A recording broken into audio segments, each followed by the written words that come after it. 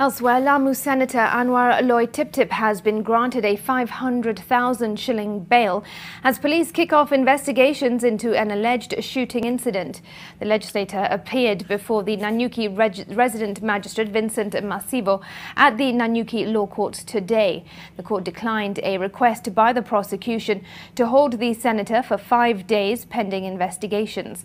The senator spent Sunday night in custody over the alleged shooting at Kanu grounds in Nanyuki, which left 32-year-old Joy McKenna injured.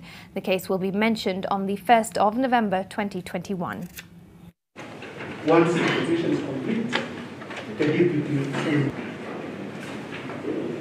be in custody. At least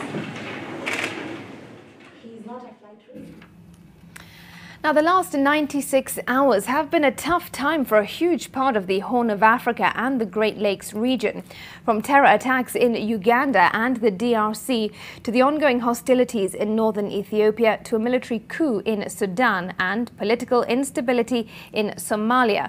Well, Kenya seems to be an island of calm in a sea of hostilities.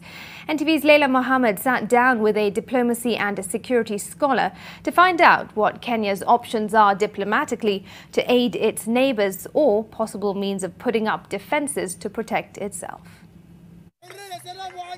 The announcement by the head of the Military and Security Council in Khartoum Monday afternoon sealed the deal for the people of Sudan, who have a new military government less than 3 years after another coup kicked out long-reigning Omar al-Bashir from power.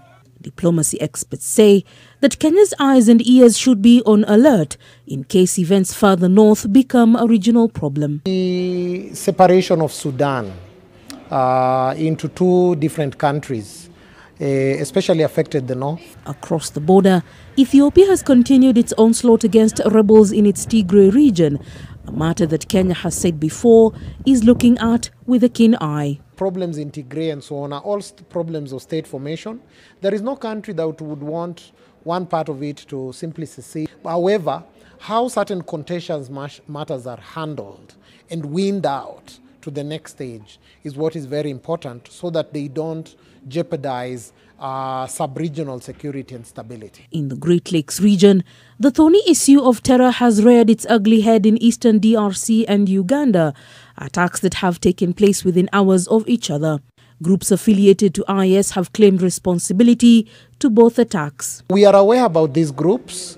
We are working very closely with the countries in the region to ensure that some of the foreign fighters, drawn from far and wide, some of them from even locally, who have been involved in those places, that they are brought to book. They are especially those that are bearing arms. Against this backdrop, experts believe that Kenya, which has been on the receiving end of terror, may be keeping its guard up in order to avoid or avert any attempt within its borders. The problems that are facing the global south, some of which are manifesting in some of the problems of misgovernance and other issues in parts of West Africa and such things, they are delicate and they need to be handled with a lot of negotiation and foresight. While the region finds the best possible ways to fix the issues unique to each member, Kenya says that it will stand by its neighbours as has been its tradition in order to help where it can.